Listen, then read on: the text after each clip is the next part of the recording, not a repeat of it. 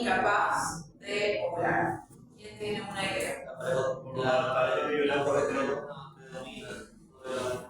Correcto. Cuando tenemos altos niveles de progesterona, la progesterona ocasiona un feedback negativo, en este caso, para la LH a nivel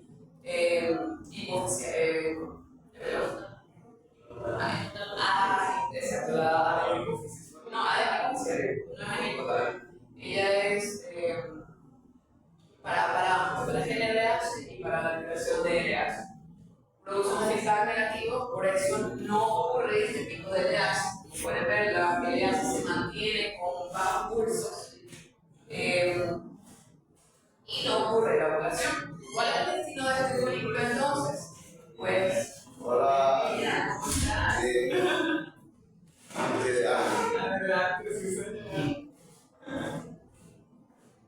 Entonces, ¿cuál es el destino de este folículo? Pues simplemente va a ir a la atrexia y ocurre entonces nuevamente el reclutamiento de nuevos folículos que van a ser entonces seleccionados, va a ocurrir la desviación y la dominancia hasta una segunda banda. Ahora, ¿qué pasa aquí? El cuerpo lúteo tiene una vida útil, ¿verdad? A partir del día más o menos 13, 14, él empieza a regresionar, entonces los niveles de progesterona comienzan a decaer. Aunado a esto, el endometrio comienza a producir prostaglandina F2 alfa, que entonces va a ser la responsable de ocasionar la luteolisis. Ahí sí ocurre la luteolisis. Entonces, bueno, gracias a esto, este incremento del recurso de prostaglandina y al incremento del recurso de LH, este folículo que es dominante es capaz de ovular. ¿Dudas? ¿Comentarios? ¿Vamos bien? Ok, entonces, bueno, básicamente tenemos hormonas importantes en la fase luteal, progesterona. En la fase folicular, muy bien. ¿Quiénes son los importantes? ¿Quién es necesario para que ocurra la ovulación? La LH. ¿Y quién es la importante para el crecimiento inicial de los folículos? Entonces, ¿cómo es el control hormonal del ciclo escolar? Podemos utilizar diferentes hormonas. La prostaglandina, ya sabemos que es la responsable de rizar el cuerpo lúteo.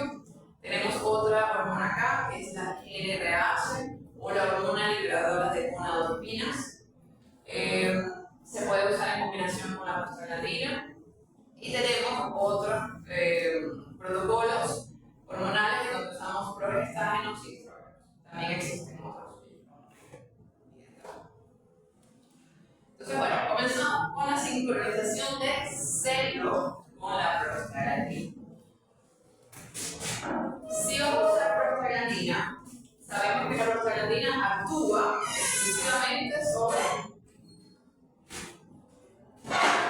Adelante, buen día.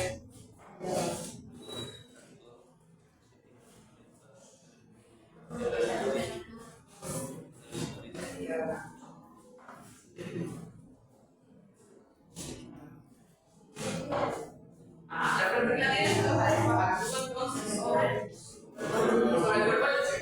Vamos a hablar en el ovario, ¿ok? También ella tiene otras funciones dentro del cuerpo, pero en el ovario actúa sobre el cuerpo lúteo. Produce la lisis del cuerpo lúteo, como ya hemos dicho. Entonces, ¿qué ocurre? Que como requisito, o bueno, simplemente por lógica, ¿qué animales van a responder a un tratamiento hormonal con prostaglandina? Solamente los animales que tienen presencia del cuerpo lúteo, o en otras palabras, que están ciclando.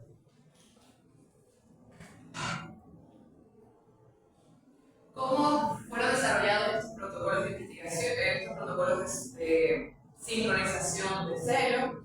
Pues básicamente usaron 2 dosis de prostaglandina inyectadas intramuscularmente con 11 a 14 días de diferencia entre el día cero. El animal es revisado, evaluado, está sano, no está preñado. Tenemos que preñarlo. Vamos entonces a. Hay presencia de un cuerpo lúteo. ¿Qué podemos hacer? Vamos a colocar prostaglandina ¿verdad? Ese animal normalmente va a ocurrir la angiólisis. En este caso va a haber el crecimiento de una nueva onda folicular y con grandes probabilidades de volver a ovular el día 11-14. Entonces, adelante, colocamos una segunda dosis de prostaglandina y después de la detección del celo, entre el día 12 y 17 o el día 15 a 20, vamos a entonces inseminar artificialmente. ¿Qué otra cosa podemos hacer acá? ¿Qué ocurre? Si tú colocas prostaglandina el día 0, el animal tenía un cuerpo maduro reconocido que responde a la prostaglandina, pero además de eso, tenía un folículo, a ver, atrás, a ver, inyectamos en el día 6, lisamos el cuerpo lúteo, la progesterona va a caer, pero teníamos el folículo dominante de la primera onda folicular. ¿Qué ocurriría? Ovula. Con gran posibilidad, ese folículo va a ovular. Entonces, ¿qué ocurre? Que tú puedes, ¿verdad? Ya el día 6 notar que van a haber animales que van a salir del celo. Bajo este esquema de control hormonal, a juro, vamos a tener que detectar celo. Entonces puedes inseminar después de la destrucción del celo.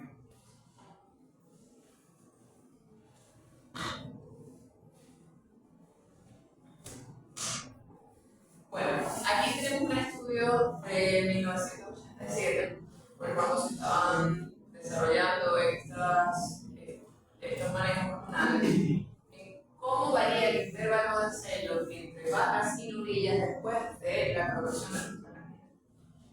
Entonces, bueno, como podemos ver, la mayoría de las novillas, más o menos un 60% de las novillas, salen en celo alrededor de 60 horas después de colocar la prostaglandina en el flujal.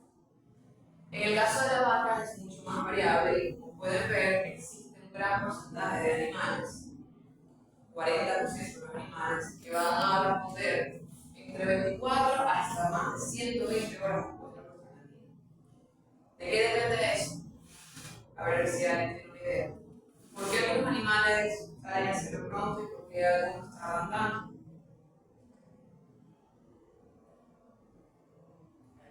La carrera de paso. El control hormonal. A ver, ¿qué otras ideas?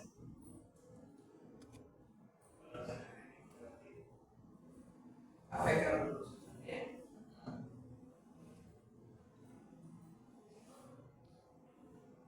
En este caso, ¿verdad?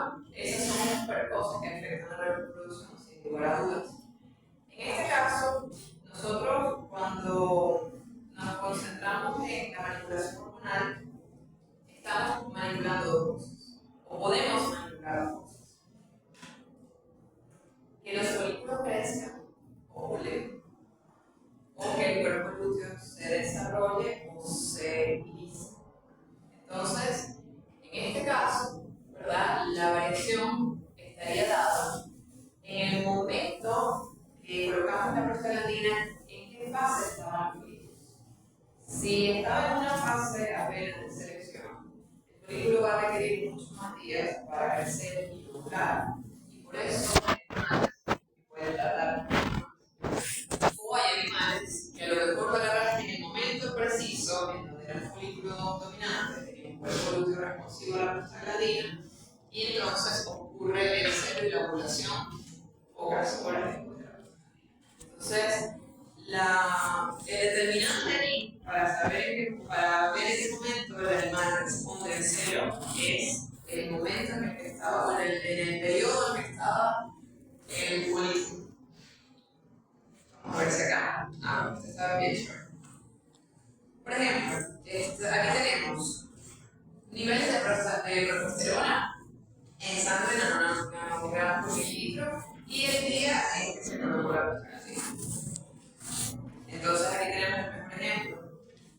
¿Qué ocurre? Si nosotros colocamos la prostaglandina en un momento en donde había un folículo dominante, el resultado de eso es que la vaca va a ovular, va a salir el celo en vasoral y ocurrirá. Pero, como pueden ver, si la vaca todavía no tenía un folículo de tamaño preovulatorio o estaba en una fase apenas de detección, entonces va a poder llegar a tardar hasta 6 días en salir de cero. Yo creo que con esto, ¿verdad? No queda duda de qué depende el tiempo de ovulación de un animal cuando es tratado con una dosis de prostaglandina. Entonces, en resumen, la sincronización del celo con el uso de prostaglandina va a depender de qué área del cuerpo útero, va a depender del estadio de desarrollo del músculo dominante, y esta sincronía de celos, que como pueden ver no está realmente sincronizada, es muy variable. Por consiguiente no podemos hacer una inseminación artificial a tiempo determinado en grupos animales. Siempre vamos a depender de una persona o que detecte el celo del animal.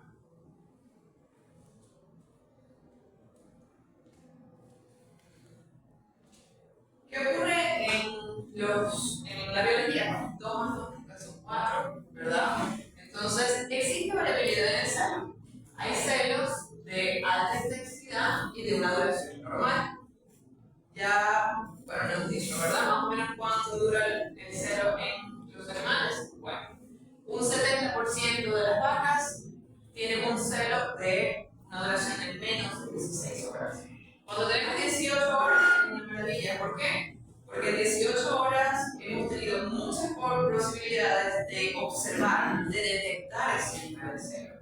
Esto sería un animal magnífico para no tener que hacer ningún protocolo de sincronización, sino simplemente inseminar el celo detectado.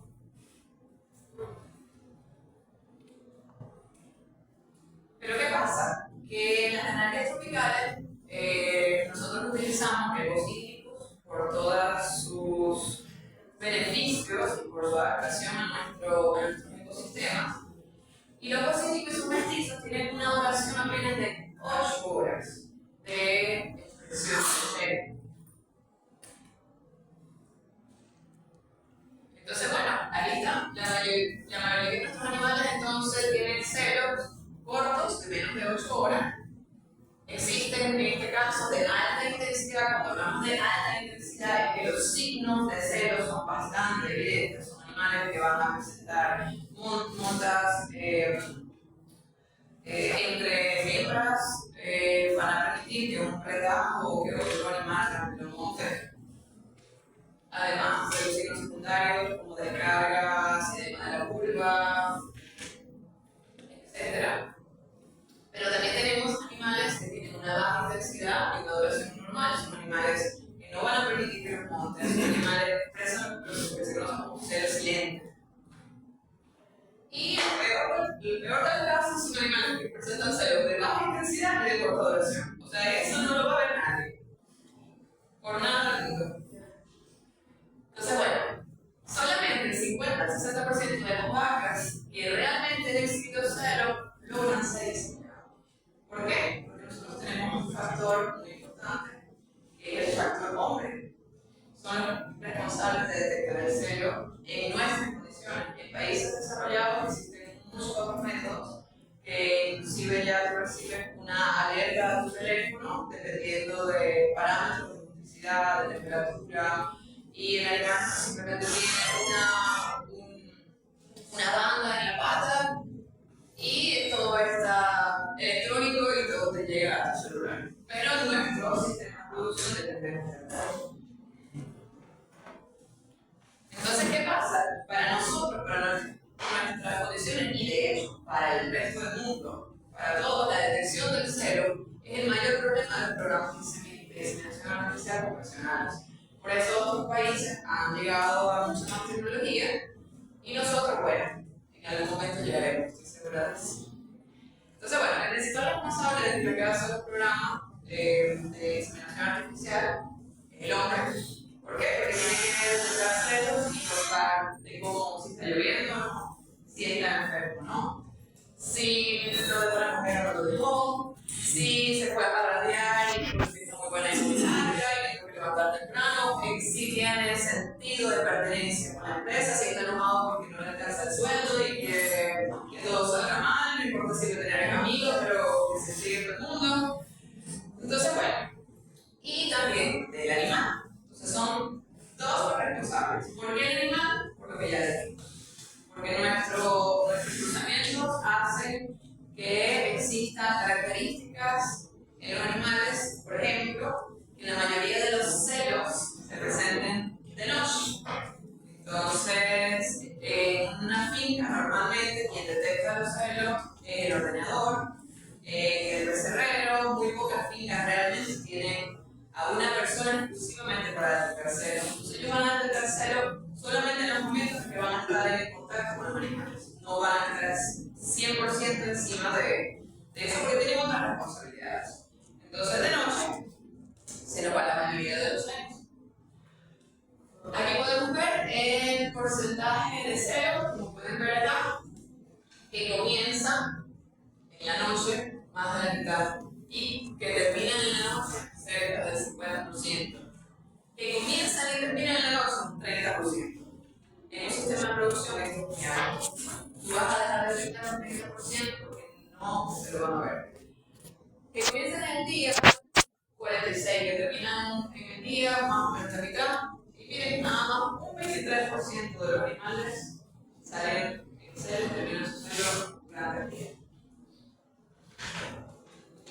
Otros factores que afectan la detección de celo es el número de vacas en celo, la dominancia que van a tener, pues también va a afectar. Hay vacas dominantes que no se deben montar simplemente. Entonces esa vaca a lo mejor era la mejor productora, pero es dominante. Entonces no va a darte cuenta cuando la vaca esté en celo. Si es un número muy alto, de un grupo muy alto de animales, entonces no puedes tener un solo recelador, no puedes tener una sola persona observando. Si el espacio es muy alto, esto es muy importante. Como dijimos, la mayoría de los celos se detectan cuando los animales vienen a ellos, cuando los animales están recogidos. Pero si hay superficies resbalosas, los animales no van a mostrarse. Si tienen lesiones modales, quien tiene una niña que le gusta saltar sobre ese dedo naciente. Si hay mal tiempo, bueno, el estrés también retrasa, aporta o inhibe el comportamiento de la monta y afecta la ovulación. Bajo condiciones aceptables de manejo y alimentación, tenemos otro aspecto muy importante de nuestra ganadería que es el anestro. Este anestro es la ausencia de celo, el animal simplemente no entra celo y afecta la eficiencia reproductiva, lo cual se resume en grandes pérdidas económicas para los productores. Entonces, estas dos causas, la deficiencia de la detección de celo debido a celos nocturnos, hechos de corta duración o deficiencia en la detección de celo, en conjunto con el anestro, justifica la sincronización de celo y la ovulación, conocido como inseminación artificial a tiempo. ¿Qué es la inseminación artificial a tiempo fijo? Es simplemente el uso de diferentes hormonas que nos van a permitir entonces que un grupo de animales ovulen y sean inseminados en un tiempo determinado, en un tiempo que yo defino. Sin la necesidad entonces de detectar celo, y una de las cosas muy importantes es que esta ovulación va a ser de un óvulo fértil, nuevo, joven, por decirlo así. ¿Por qué aplicamos inseminación artificial a tiempo fijo? Evita las fallas de detección de celo, controla el anestro, ya dijimos, es un problema grande en los sistemas de ganadería doble propósito en nuestros rebaños. Obviamente trae consigo un mejoramiento genético del rebaño y bueno, aquí es muy importante que ustedes conozcan el pedigrí de los animales, conozcan los tipos de cruzamientos que van a utilizar, que evalúen qué tipo racial se adapta a las condiciones donde están trabajando. Cuando ustedes se ven acá, pues se van a dar cuenta que desde el kilómetro 0 hasta el kilómetro 100 van a encontrar condiciones agroecológicas, inclusive hasta preferentes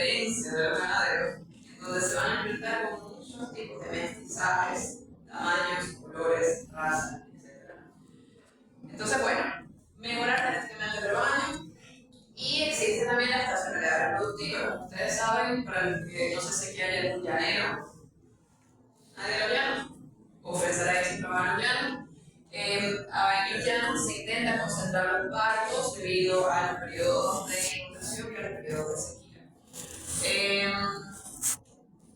Y bueno, simplemente mejora el manejo.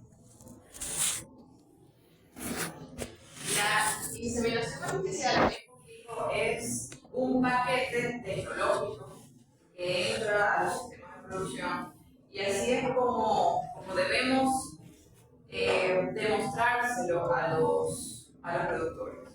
La mayoría de nuestros productores trabajan con detección de seco, que es para ellos un menor costo. Cuando entramos con la sincronización artificial, la sincronización de cero, con el IATF, pues nosotros entramos mejorando muchas cosas. Nosotros evaluamos la sanidad, evaluamos, como ya dije, que el plan sanitario es muy importante, evaluamos la condición corporal del animal en la nutrición. Entonces, todos esos son plus que el ganadero más adelante va a ir evaluando. Entonces, tenemos varios protocolos de sincronización. El primer protocolo de sincronización desarrollado, ya que los investigadores o los colegios veterinarios de los años 80 habían trabajado con la floresta latina, se dieron cuenta que manipulando el cuerpo lúteo podían hacer que el animal saliera en celo. Dijeron, ¿y por qué entonces no intentamos manipular el crecimiento de los folículos? Entonces, buscaron la GNRH.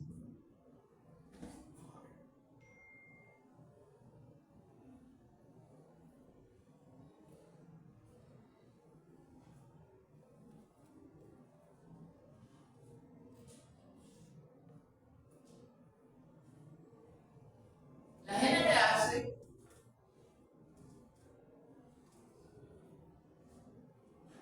es producida en hipotálamo, ¿verdad? Dijimos que ella entonces estimula la liberación de FSH y de LH.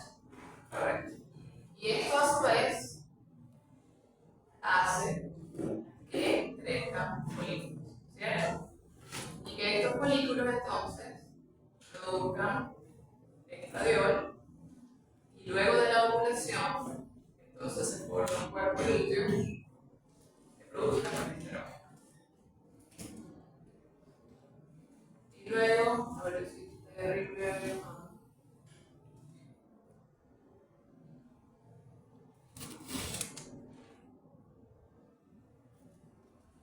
el útero, entonces en algún punto produce prostaglandina F2. Hicieron nuestros colegas, nuestra acá, y luego dijeron, vamos a incluir entonces la hormona que controla el crecimiento de los folículos. Y también, entonces, más adelante, se desarrollaron protocolos utilizando prostaglandina o progestágeno más estradiol SG. A ver si alguien se acuerdan qué es la SG. Exactamente. Entonces, la hormona producida en las copas endometriales de la yegua con gonadotropina que no es. ¿Qué requisitos tenemos para la IFF?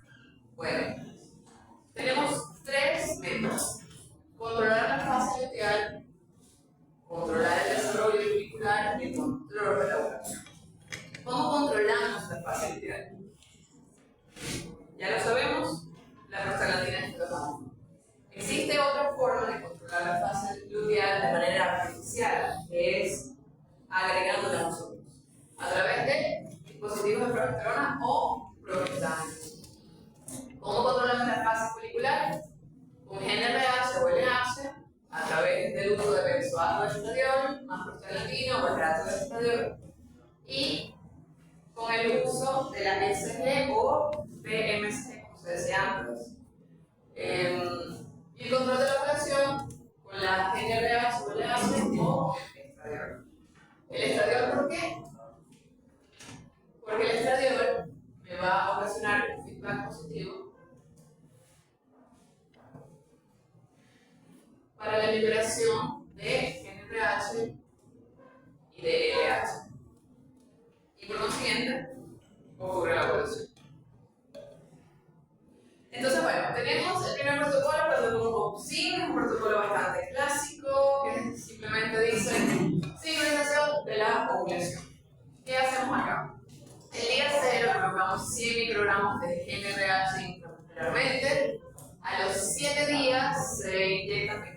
miligramos de prostaglandina. El día 9, sí, entonces como inductor de ovulación utilizamos la GnRH y de 16 a 24 horas inseminamos artificialmente. ¿Qué ocurre? Bueno, en el mejor de los casos colocamos la GnRH entonces hace que se libere FSH y LH, y si tenemos un folículo dominante, ¿qué ocurre? Ovula, perfecto. Se forma un cuerpo lúteo. El cuerpo lúteo, o si hay un folículo que todavía no esté dominante, normalmente se utiliza o va a la depresión. En todo caso, ¿qué hormona va a estar aquí reinando? En esta fase, progesterona. Porque tenemos o un cuerpo lúteo o folículos que están luteinizados. ¿Qué ocurre entonces? Que si vamos a tener progesterona, ¿qué es lo siguiente que debemos pensar? Para que logremos una futura ovulación, luteoresis. Cuando normalmente, en el día 1 y 2, después de que se coloca la GnRH, ocurre nuevamente el reclutamiento de unos nuevos grupos de folículos que van a comenzar a crecer. Otra cosa, ¿por qué el día 7 se coloca la prostaglandina? ¿Por qué no quizás el día 2? Si ya vemos que a lo mejor el día 2 tenemos folículos que están utilizados o ya hay cuerpo lúteo, ya hay prostaglandina. ¿Por qué creen que? ¿Estás seguro que haya un cuerpo lúteo? Ajá. El día 2 ya hay tejido luteal. ¿Qué les parece? ¿Por qué no el día 2? Hay que esperar, tenemos que dar tiempo, entonces que haya una nueva onda de crecimiento folicular. Y hay algo muy, pero muy importante. Vamos a ver. Dijimos que el día 2 crece, ¿verdad? Y es que los folículos, los cuerpos lúteos, no tienen receptores para la prostaglandina en los primeros días de su desarrollo. Solamente alrededor del día 5, después de que se haya formado ese cuerpo lúteo, ellos responden a la prostaglandina. Entonces, si el día 4 inyectamos, no va a haber respuesta de ese cuerpo lúteo, él va a seguir creciendo, no le va a hacer ni conjunto. Entonces, bueno, el día 7 colocamos prostaglandina para entonces que bajen los niveles de progesterona, ya sea por la lisis de un cuerpo lúteo o por la lisis de folículos luteinizados, y damos tiempo a que entonces este folículo se siga desarrollando. El día 9 colocamos GnRH. ¿Qué va a hacer esa GnRH entonces?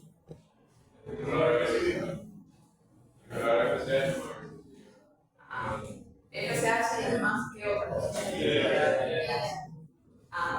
Ambas en este caso va a hacer que se incremente la frecuencia de los pulsos de LH para que ocurra este pico de LH, y la ovulación ocurre alrededor de 30 horas después de la inyección de GnRH. Aquí hay una pregunta muy importante, no sé si va a ser de examen o no, pero tiene que tenerla en cuenta. ¿Por qué inseminamos 16 a 24 horas y no 30 horas de la GnRH? Porque ustedes necesitan tiempo para capacitarse. Correcto. Esa. Los espermatozoides entonces necesitan un tiempo para capacitarse y poder estar entonces adecuados. Vamos a hacer el más gráfico, inyectamos la GnRH y allá va ese compuesto que viaja. Pero bueno, así se queda, ¿no? Que viaja entonces hacia el sistema nervioso central, y ¿qué ocurre? Se produce esta GnRH que estimula la liberación de FSH y LH. La FSH dice folículos crezcan, vamos adelante. De igual manera la LH, ambas son muy importantes para el crecimiento del folículo. Entonces viene esta FSH, ¿verdad? O LH en caso tal. Oye, pero ahora se me puso rápido. Ovula, ocurre la ovulación y la luteinización de ese óvulo y de folículos también que estén resonancia. Luego, 7 días después, inyectamos prostaglandina. Tanto el cuerpo lúteo como algunos posibles folículos luteinizados se destruyen, ocurre la lisis.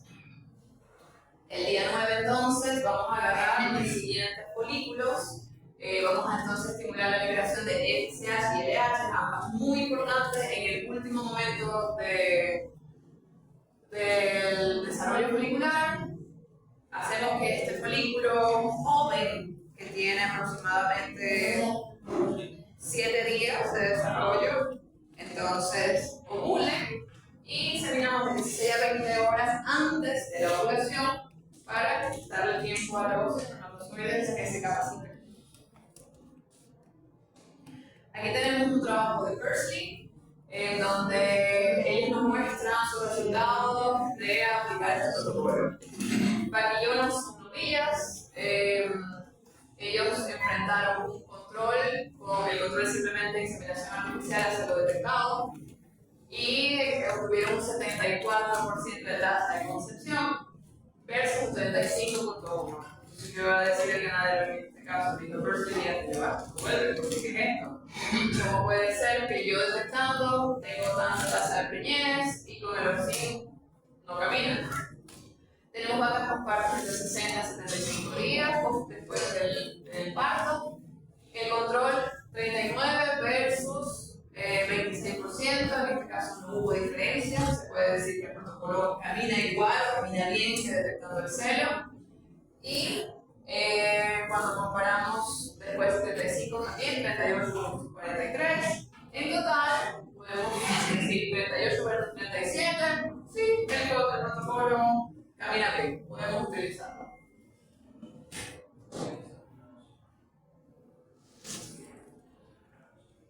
Entonces, bueno, cuando nosotros utilizamos, pero este protocolo, como ya dijimos, tiene ciertas limitantes.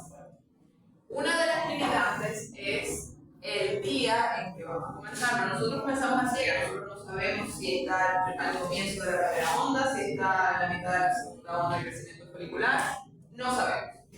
¿Qué pasa si el día 0 está entre el día 5 y 12 del ciclo?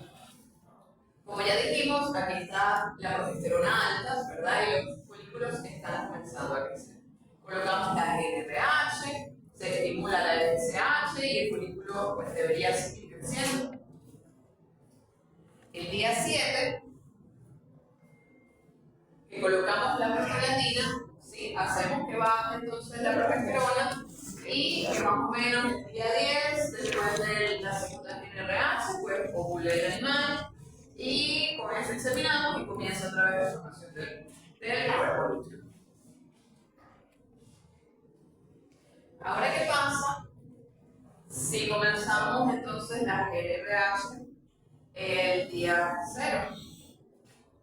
Estamos con folículos que apenas están creciendo, ellos comienzan a crecer, muy bien. El día 7 colocamos prostaglandina. El día 9, entonces, agarramos los folículos de la primera onda. Entonces, estos folículos ya sea pueden ovular o si ya es muy tarde, van a ir a degeneración.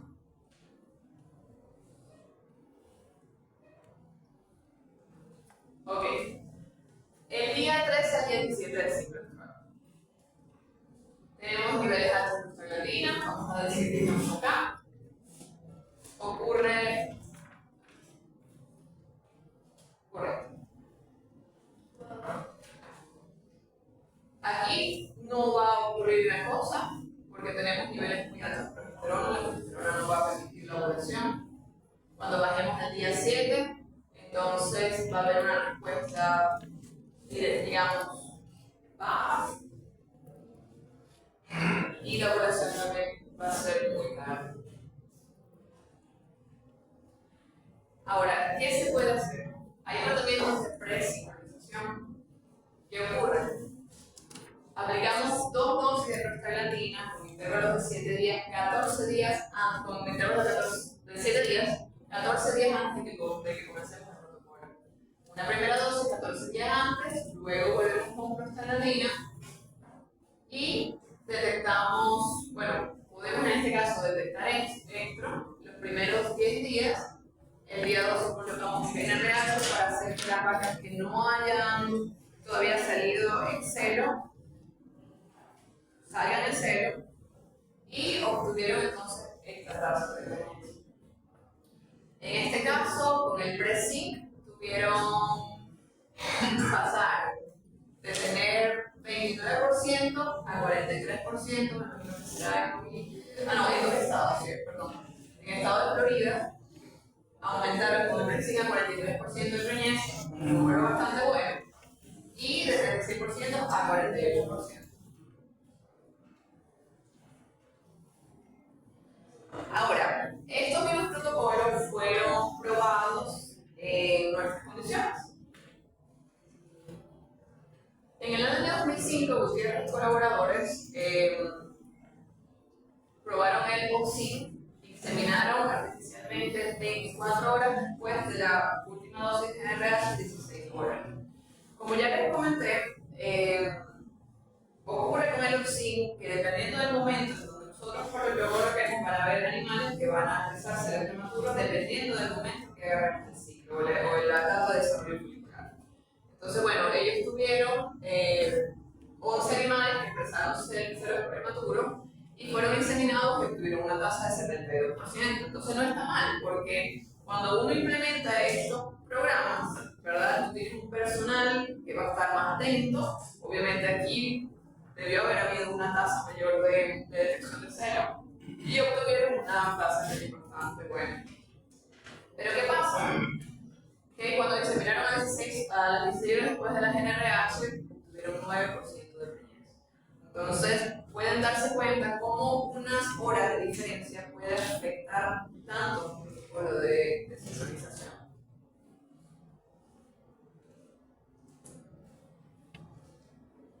Tenemos el doble oxi, en donde colocamos entonces prostaglandina a los 2 días NRH, al día 9 otra vez prostaglandina, 11 días después colocamos NRH y se elimina entre 16 a 20 horas. Podemos ver cómo entonces el doble oxi manipuló mucho mejor o logró sincronizar muchísimo mejor la ovulación en este grupo de animales y tuvo una tasa de preñez de 72%.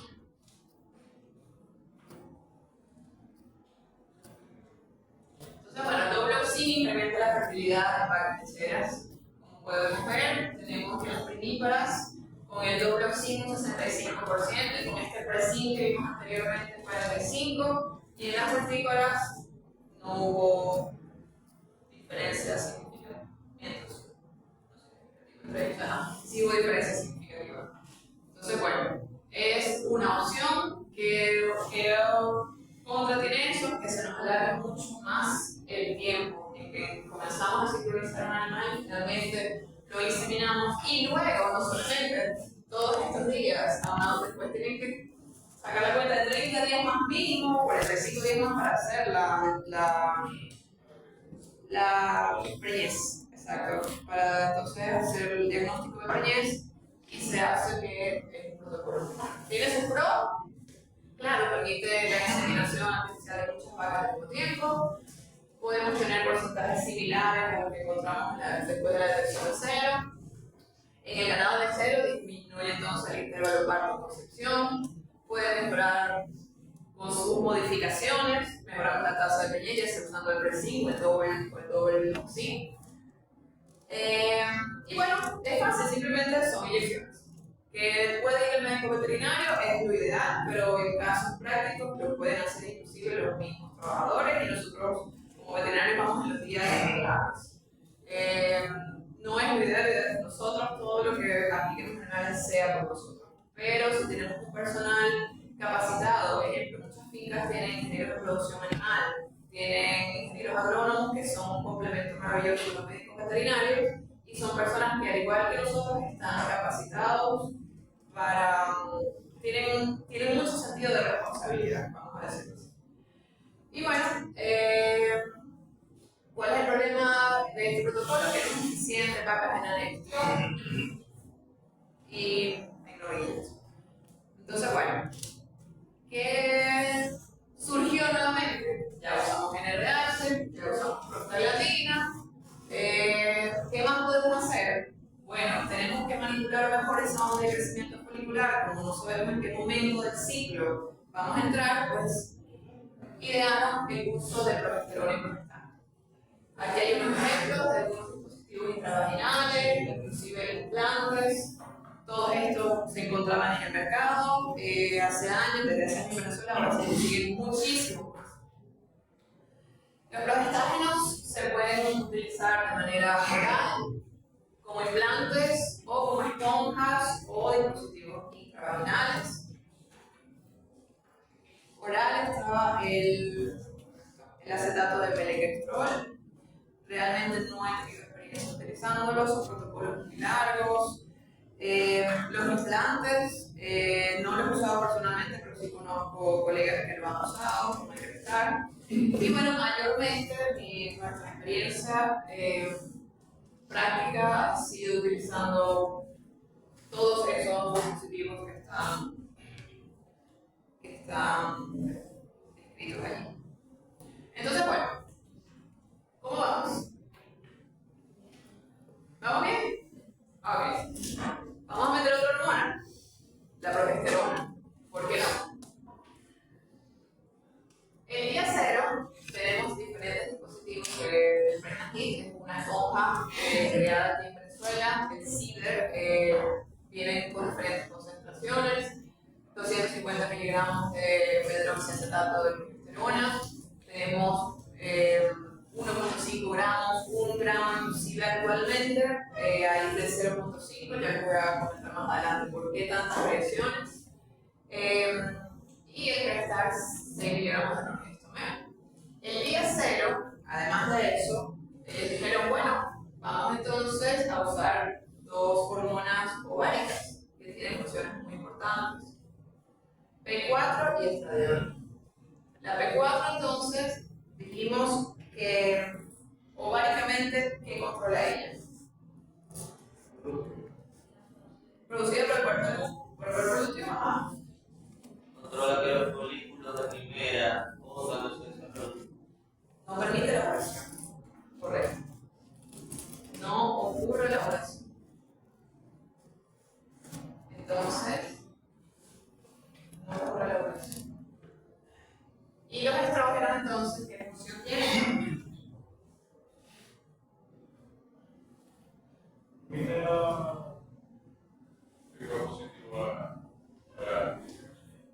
Ella entonces aumenta que se libere NRH,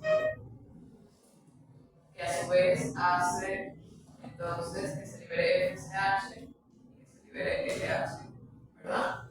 A nivel de la edad de los. Vamos a tener esas tres funciones. Entonces, el día cero, nosotros vamos a hacer, vamos a entonces a poner un cuerpo lúteo artificial. Haya o no, colocamos un implante y entonces, en este caso, colocamos diferentes tipos de estradiol y estradiol, 17 beta estradiol, benzoato estradiol, ciclonato o valerato en diferentes concentraciones. ¿Qué hacemos con esto? Cuando colocamos estradiol, si en caso de que haya un folículo, vamos a estimular que se libere FSH y LH y ocurra la ovulación. O, en caso tal de que el folículo no esté dominante, esté en etapa de selección, ocasionamos que esta LH que se está liberando haga la lipiólisis, haga la liuteinización de esos folículos. Entonces, bueno, también podemos combinarlo con otras hormonas, como la ESG. La ESG tiene una función de FSH y LH. Algunos en la literatura yo recuerdo que decían que era como que 70% FSH, 30% LH. Si no, pues ustedes mismos corrigen y no creo que le vaya a pedir el porcentaje, pero tiene función de ambos. Entonces, ¿para qué usamos la ESG? Para vacas en anestro o para vacas que tengan pobre condición corporal o estén en amamantamiento. Porque esas tres cosas, lo que es la condición corporal, afecta la reproducción y los resultados de los protocolos de sincronización fibrilación. Y las vacas en anestro, pues obviamente cuando tú tienes un animal que está en un anestro profundo, tienes que darle todas las condiciones a los nuevos folículos que están naciendo, que están obligando a que nazcan, que sean suficientemente fértiles y estén realmente bien. Una vaca está en anestro, ¿por qué? Porque está calórico. Una vaca está en anestro, ¿por qué? Porque está enferma. En este caso no deberíamos meter ese animal a un protocolo de sincronización. Pero ¿por qué? Porque está en balance energético negativo, que fue creo que dijo el compañero al principio de la clase. Porque está amamantando. Bueno, porque hay deficiencias nutricionales. Entonces, bueno, podemos utilizar la ESG para cubrir un poco esas deficiencias que las vamos a tener, porque en el campo los animales paren y normalmente hay épocas del año donde hay muy pocas ofertas forrajeras, hay el amamantamiento, la presencia del becerro también nos afecta los protocolos. Y bueno, normalmente se utiliza 500 unidades internacionales 48 horas antes del retiro y 400 unidades internacionales en caso de novillas al momento del retiro. Entonces, bueno, la prostaglandina la usamos en vacas con actividad luteal, es lógico, si no hay cuerpo lúteo, pues 25 miligramos 48 horas antes del retiro, que va a haber este protocolo. Y el estradiol, entonces, 1 miligramo de estradiol 24 horas antes del retiro o 0.5 miligramos de valerato de estradiol para inducir la ovulación. Esto es un ejemplo de lo que se conseguía el acetato de colesterol en oral. Yo imagino que lo deben usar quizás más en cerdos, en vacas lo han usado, pero no en los trabajos que yo he participado. Esto es un ejemplo de cristal, es simplemente un implante, lo deben conocer también porque lo usan para animales que están en crecimiento, en los estomé. Y bueno, los dispositivos intravaginales, casi siempre son como de silicona, con sus aplicadores que son específicos para cada dispositivo. Tienen además de eso un nylon que va a servir para nosotros tener un chequeo visual de que el dispositivo sigue allí. Cuando vamos a colocar los dispositivos intravaginales debemos tener la mayor asepsia posible, debemos contar con agua limpia, no es que les van a llegar con un balde de bebedero y los van a poner allí para que ustedes desinfecten. Normalmente también tenemos agua con iodocuridona para tener entonces los aplicadores entre animal y animal, lavarlo, normalmente queda un poco de resto de mucosa. Y bueno, desinfectamos muy bien el área, abrimos entonces los labios pulpares y colocamos el dispositivo de manera cuidadosa de no rasgar. Llegamos hasta el fondo del saco vaginal y vamos colocando y retiramos el aplicador lentamente. Y como les dije, pues entonces queda el nylon por fuera como signo de que el animal todavía tiene el dispositivo. Ese dispositivo debemos tenerlo por un mínimo de 8 días, dependiendo del protocolo que vamos a usar y de la concentración de progesterona que tenga el dispositivo. Este es un dispositivo francés, el BRIC, no sé si todavía se consigue. Tiene 1.5 gramos de progesterona, es bastante alto la concentración de progesterona y bueno, está su aplicador. Y vemos entonces cómo se hace la aplicación. Este es un dispositivo argentino que se encontraba mucho, contiene 1 gramo de progesterona. Y bueno, esto que está acá, me gustaría, yo imagino que esta fotografía sirve mucho de aleccionar y es esta,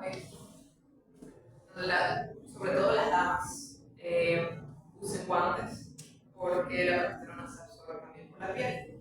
Entonces nunca manipulen ningún dispositivo intravaginal sin guantes porque nosotras nos vamos a ver afectadas con esos porcentajes de hormonas. Obviamente no es un animal que si pensamos son 40, son 50, son 20. Y estas son hormonas que se consiguen acá, Viateca específicamente, pero desarrolladas aquí. Y usan 25 miligramos acetato de progesterona. ¿Vamos bien? Todavía, ¿qué hacen los progestágenos? Vamos con otra vez que me encanta. Nosotros introducimos el dispositivo, como ya les dije, hasta el final de la vagina y aquí comenzamos a retirar lentamente y vamos dejando el dispositivo. Debe quedar en el fondo. Esta progesterona empieza a liberarse lentamente y actúa como un cuerpo lúteo artificial. ¿Qué ocurre a nivel hipotalámico y hipoficiario? Como ya dijimos, la progesterona en este caso tiene un feedback negativo para la GnRH y la GnRH de la LH específicamente. ¿Okay? Ella evita que ocurra el pico de LH. ¿Qué ocurre con este GnRH? Se acumula en el hipotálamo. Entonces tenemos ahí una pequeña reserva que nos va a servir más adelante. El día 0, además de eso, colocamos el estradiol intramuscular. Vamos a ver entonces el estradiol, como dijimos, un feedback negativo para la FSH.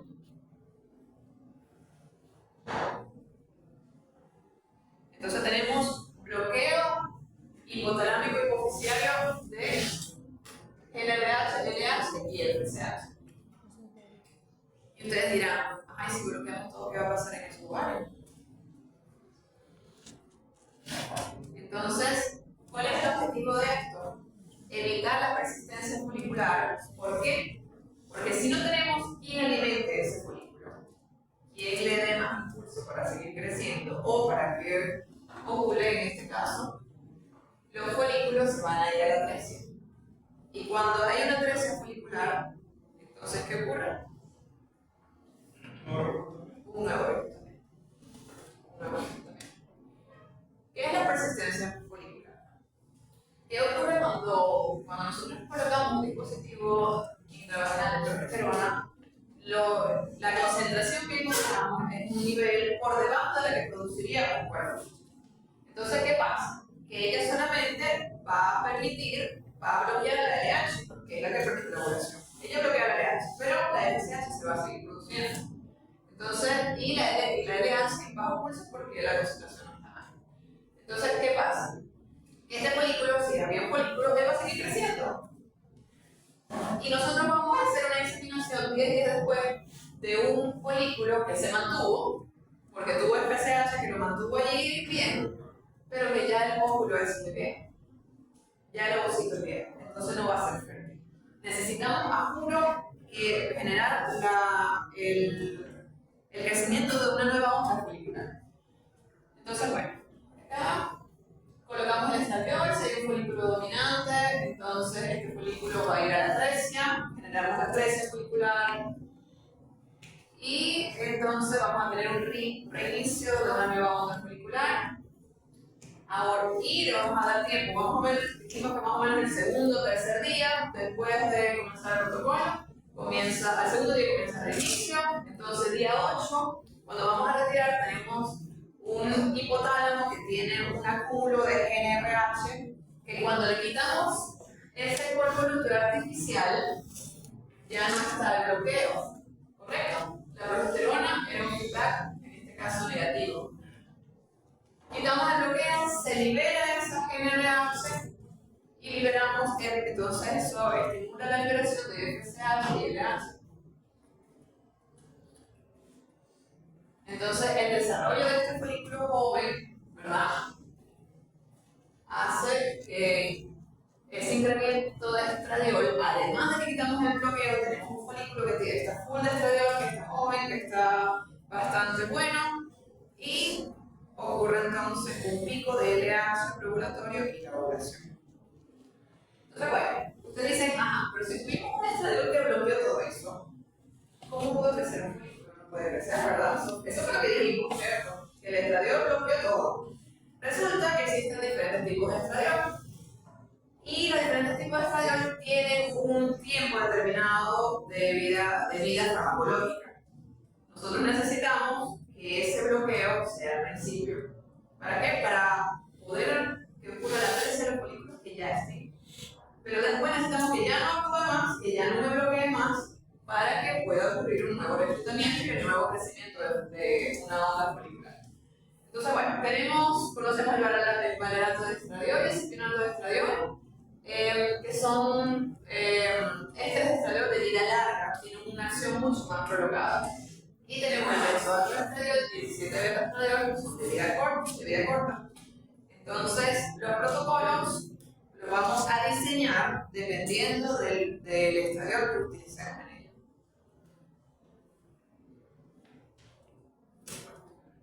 Entonces, bueno, aquí tenemos. Colocamos progestámino y 17 beta estradiol, que dijimos que es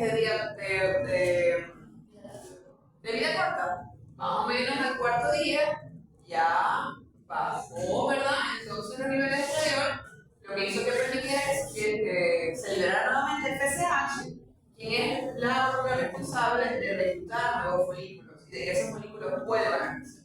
Comienza la nueva onda, colocamos prostaglandina, se le dio el pico de enlace, ovuló ese folículo con un ovocito nuevo y joven y muy fértil. Ahora, ¿qué ocurre con el valerato de cipionato? Que entonces se prolonga más o menos 1.5 días más el efecto, entonces ya la nueva onda comienza a reclutarse más tarde. Y entonces el programa la tenencia de ese dispositivo intravenal ya no es de 8 días, el retiro no lo vamos el día 8, sino lo hacemos el día 9, dando un día más para que ese folículo realmente crezca. Esto es el caso de valerato de estradiol y cipionato de estradiol. Ustedes me dirán, pros y contras. Vamos a evaluar este programa de sincronización para varios. Esto es, creo que es con esponjas, sí, correcto, con esponjas. Se inserta el dispositivo, ¿verdad? Se inyectan 2.5 miligramos de benzoato de estradiol, que entonces de vida corta, ¿verdad? Estos folículos, los que estén, ellos van a ir a la atresia, más o menos 4 días después, 3 a 4 días después, comienza una nueva onda folicular. El día 6 inyectamos prostaglandina, ¿verdad? Para que entonces posibles cuerpos lúteos o folículos luteinizados de esta onda se licen, no haya más bloqueo por parte de la progesterona. Retiramos el día 8 el dispositivo. El día 9 colocamos 1 miligramo de benzoato de estradiol. ¿Por qué? ¿Qué se le ocurre?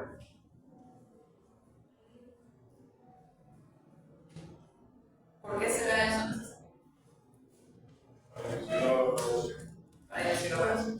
Nosotros queremos sincronizar la mayoría de la población. Entonces, ¿qué pasa? Nosotros tenemos un gran número de animales y van a haber diferentes tamaños de los folículos. Indiferentemente, todos los seres vivos reaccionamos diferentes, ¿verdad? Entonces, para asegurar que esté sincronizada la ovulación, esta cantidad de estradiol nos va a asegurar que ocurra el pico de LH en un momento determinado. ¿Ok? Entonces, inseminamos 52 a 54 horas después del benzoato de retiro. En este protocolo, porque debo comentarles, el día 6 se inyecta SG. ¿Por qué se inyecta SG? Porque la SG, como ya les dije, tiene una opción FSH y LH. Entonces eso va a nutrir más y a permitir, a darle un tiempo que estos folículos crezcan. Y entre mayor diámetro folicular, mejor es el cuerpo lúteo, y entre mejor calidad del cuerpo lúteo, más probabilidades de tener tenemos. Entonces, bueno, ese es el protocolo base que se usa en vaca de propósito. En este caso sería esponja. Con la prostaglandina tenemos dos marcas comerciales o dos principios activos. Uno es el dinoprost, conocido como el Lutalice, no sé si conocen ese compuesto. Es una prostaglandina natural y se usan 5 cc, pero también tenemos entonces prostaglandinas sintéticas como el cloprostenol, en el cual usamos 2 cc porque son mucho más potentes. Se necesita menos cantidad. Ok, en novillas. ¿Qué vamos a hacer en novillas?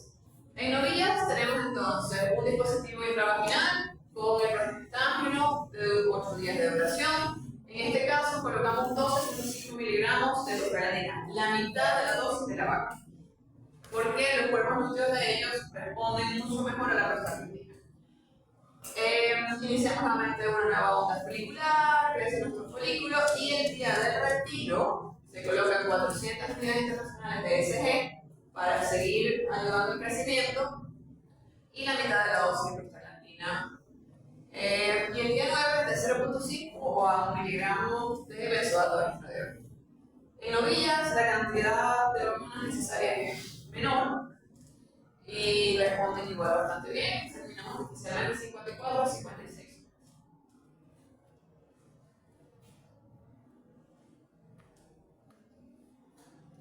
¿Cuál es el momento óptimo para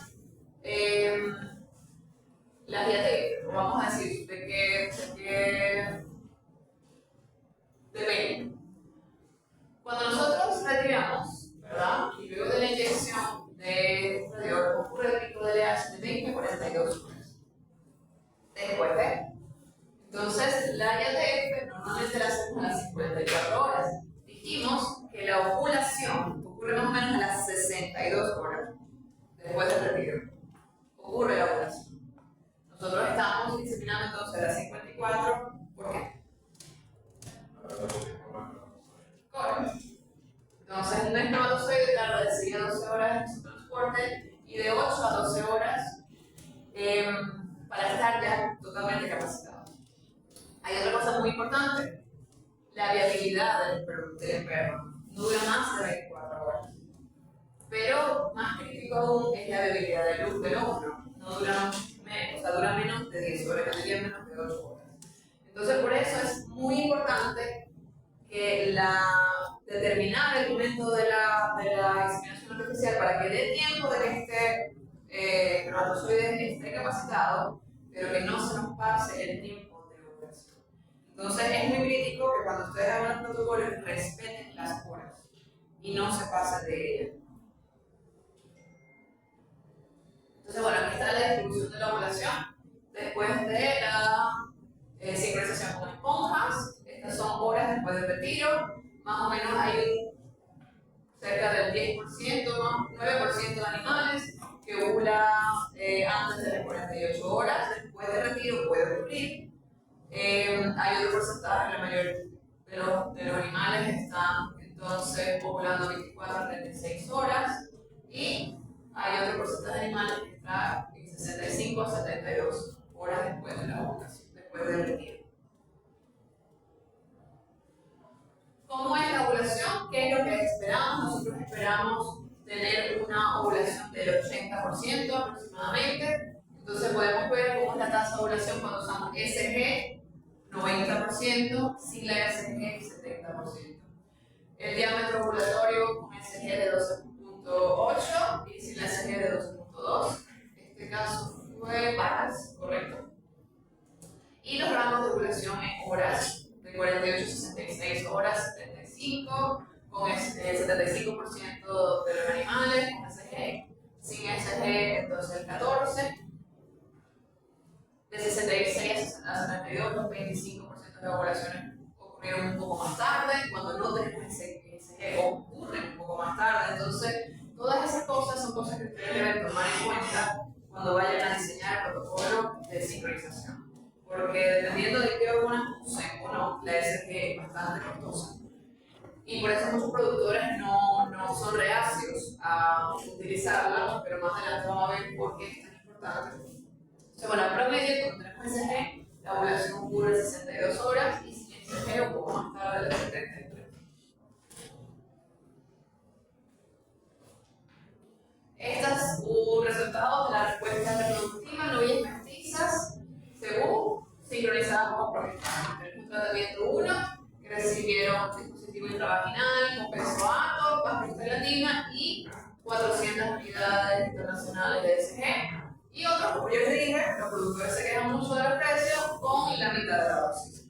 Entonces, bueno, podemos ver, aquí importante sería el diámetro del cuerpo lúteo, como la SG 400.000 unidades internacionales aumentó el diámetro del cuerpo lúteo, el área es igual, la tasa de ovulación 95% versus 75% y la tasa de preñez prácticamente la duplicó en novillas. Entonces, en novillas cebuinas, que es otra cosa bien importante. ¿Qué resultados debe esperar en un programa de IATF? Vamos a tener, por supuesto, esta es una distribución normal de la campana de Gauss. Hay personas que van a decir, no, porque yo tengo 70% de protocolos de sincronización. Eso no es verdad. No puedes tener un promedio de 70%. Si tú tienes un promedio de 70%, quiere decir que tuviste un 30%, no sé, la mayoría, si tienes el 50%, casi un 50% de tus protocolos va casi al 100%. Eso es prácticamente imposible. Entonces podemos esperar números muy buenos, que en promedio tenemos 60% de protocolos de tasa preñez y protocolos de sincronización excelente. Yo diría, y esta es una pregunta para ustedes, ¿qué probabilidades hay de que un toro preñe a una vaca?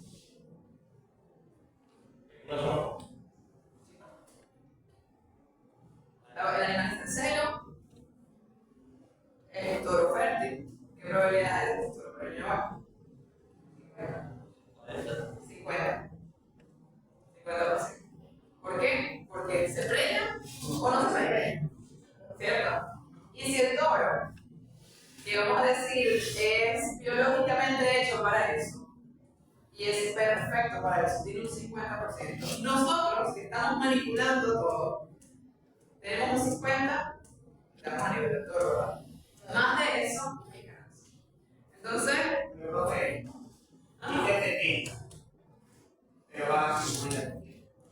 Claro, porque sí existe, no te voy a decir mentiras, que sí existen protocolos a veces que tienen 70% de preñez. Eso salió más que perfecto. Los animales tuvieron que haber estado en una buena condición corporal, respondieron muy bien a los tratamientos se hicieron a la hora oportuna, fueron inseminados en una hora donde no hubo estrés calórico, en donde se dieron todas las condiciones. Son animales que están con un plan sanitario excelente, no tuvieron ningún tipo de hemotróficos, no tuvieron enfermedades, las enfermedades reproductivas están todas controladas, existen. A lo mejor eran novillas, a lo mejor no eran vacas que estaban 60 días con parto, en el pico de lactancia. Entonces, sí existen protocolos de 70%, 80%, claro que sí existen, pero cuando tú no puedes evaluarte lo que hagas una vez. Tú te evalúas tu desempeño en 3 meses, o en 10 protocolos, en 20, 30, en 100, entre más protocolos mejor. Y entre más protocolos hagas, te vas a dar cuenta que tu porcentaje se va a acercar más al 50%. Porque ocurren muchas cosas en el camino. Entonces, bueno, más o menos esto. Esto es un investigador de Italia, yo creo que es argentino o brasileño, no recuerdo. Lo que es Brasil y Argentina son número 1 en protocolos de sincronización, de Venezuela también. Tiene en 396 sincronizaciones, un promedio de 54%. Estamos hablando de bastantes años de experiencia. Entonces, bueno, ¿cómo es la tasa de preñez con esponja? ¿Por qué la esponja aparece mucho aquí? Porque la esponja en aquel tiempo, no sé cómo es ahora, era muy fácil de acceder, era muy fácil de manejar y era bastante económica. Entonces, en esta zona que trabajan para la zona de Perija, estoy seguro que podían tener mucho acceso a las esponjas. Entonces, bueno, con las esponjas, miren, tenemos 52 a celo detectado versus 53%. Es bastante bueno. ¿Qué factores afectan la eficiencia de los programas de IATF? El tipo de animal, su estatus reproductivo, si es vaca, novillas, si es un rebaño que está en anestro, o es un grupo de animales que está en anestro, o son grupos de animales que están cíclicos. La verdad de esto es que las IATF normalmente, cuando tú vas a la finca, lo que te ponen son los animales problemas. Vacas repetidoras, animales en anestro, a menos que sea un tipo de finca que tenga un manejo intensivo de mejoramiento genético. Entonces, nosotros nos vamos a enfrentar a que cuando lleguemos no nos va a tocar fácil. Entonces, una de las cosas, de las primeras cosas que tenemos que hacer es acercar a los productores y no llegar como que yo les aseguro que vamos a tener más del 50% de preñez. Porque todo va a depender del tipo de animal que ustedes se encuentren. Existen ganaderos que son amantes al poultry, y sea lo que sea, no dejen entrar por aquí ni por allá, que a lo mejor no son los más adaptados para su tipo de sistema de producción.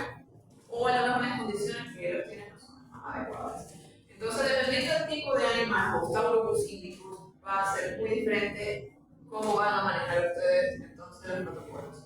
La condición corporal y el estatus nutricional está el ganado perdiendo peso o ya más bien está ganando.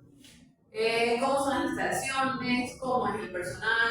¿Cuántos animales por lote? Si están comenzando, yo no les recomiendo que hagan más de 20 animales, a menos que sean personas muy experimentadas con la inseminación artificial.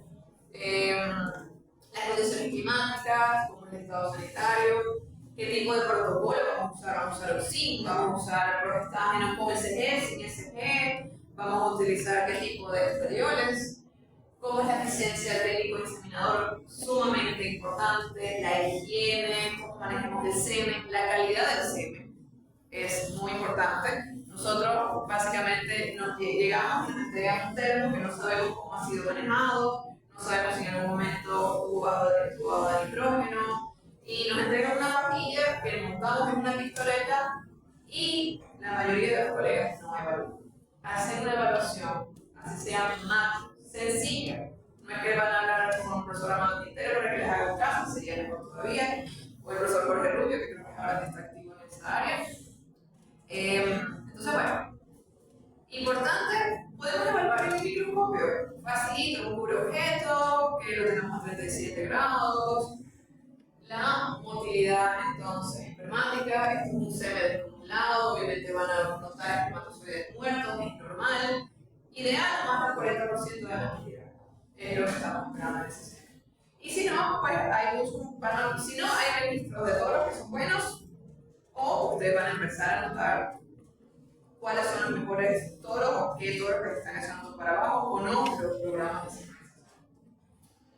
Entonces, bueno, aquí tenemos, esto es muy importante, con SG y sin SG, dependiendo de la condición corporal, y aquí es donde ustedes deben ser gerentes con los productores. Ustedes van a una finca que tiene un lote de animales que está gordísimo, que tiene más de 3.5 o tiene 3.5 de condición corporal, van a buscar el protocolo de sincronización, no les van a gastar a un ganadero o no gasten ustedes, dependiendo de cómo vayan a establecer eso. No hay necesidad de uso de SG. Solamente se justifica cuando los animales están en baja condición corporal o animales muy productores de los animales élites que estén en un periodo de los primeros 60-90 días de la lactancia. Otra justificación del uso del ACG, vacas genéticas. Vacas genéticas usen SG porque si no, no van a tener más del 20% de preñez. Ahí ven cómo lo justifican. Bueno, la SG me va a dar un 10% más de preñez. Un 10% más de preñez en un lote de 100 animales son 10 hembras más. 5 hembras, 5 machos, ¿cuántos kilos van a ganar? La hembra, ¿qué te representa genéticamente para tu reemplazo? Se justifica. Este es un esquema de trabajo para una dieta con progestágenos. Esto es bien importante porque nosotros tenemos la limitante de que los días libres tenemos poco apoyo de personal. Y para estos programas de inseminación necesitamos que nos apoye el personal de finca y el personal gerencial. Comenzamos entonces. Vamos a introducir el dispositivo intravaginal, inyectamos el estradiol o la GnRH. Ahorita voy a hacer un comentario bastante personal con esto. Y bueno, el día martes, bueno, ¿cuándo nos toca el retiro? Día miércoles. El día 6 en este caso, ¿cierto? Es la inyección de la prostaglandina más la BCG. Nos cae el día lunes. El día miércoles el retiro. En caso de novillas, colocamos la SG entonces el día de retiro, más la prostaglandina. El día 9 va a ser un día jueves, que inyectamos entonces otra vez el benzoato estradiol como inductor de ovulación. Y inseminamos el día 10, que nos cae el día viernes. Y nos vamos felices, compartimos entonces con los inseminadores, se van contentos, nos vamos todos contentos el fin de semana. Y 30 a 45 días después hacemos el diagnóstico. Ok, estos son datos también de acá de Valencia y colaboradores, un colega de Zulia. Entonces trabaja con progesterona, con esponjas, más 2.5 miligramos de benzoato de estradiol. Esta concentración de estradiol ya actualmente se ha bajado, con 2 miligramos es suficiente. En este caso es novillas. 12.5 miligramos de prostaglandina, la mitad de la dosis. Este es un programa en la mañana. De 8 a 10 de la mañana, entonces ponemos el dispositivo intravaginal, benzoato de estradiol en las novillas, se coloca el día 0 la prostaglandina. ¿Por qué? Porque las novillas, como ya les expliqué, son más sensibles a todas las hormonas. Entonces, si existe algún cuerpo lúteo, algún tejido luteal, un cuerpo lúteo del ciclo pasado que esté allí, no va a bloquear la FSH, ¿verdad? La progesterona me va a bloquear la GnRH y no me va a permitir entonces que ocurra un reclutamiento de una nueva onda folicular. Entonces, el día 8, 400 unidades de SG, más su prostaglandina. Día 9, benzoato como inductor de ovulación. Y examinamos de 3 a 6 de la tarde. Importante la hora, ¿por qué? Porque ustedes no tienen que evitar que la inseminación o que los trabajos, sobre todo la inseminación, ocurra a las 12 del mediodía en un sol zuliano, donde esos animales después de inseminarse lo que van a ir es a llevar calor. El estrés calórico produce muerte embrionaria. Entonces, bueno, luego es el mismo protocolo, pero en vez de benzoato se usa cipionato de estradiol como inductor de ovulación. 0.5 miligramos, una dosis baja, en el día 8, con inseminación en la tarde. Entonces, bueno, ¿qué encontraron acá? Benzoato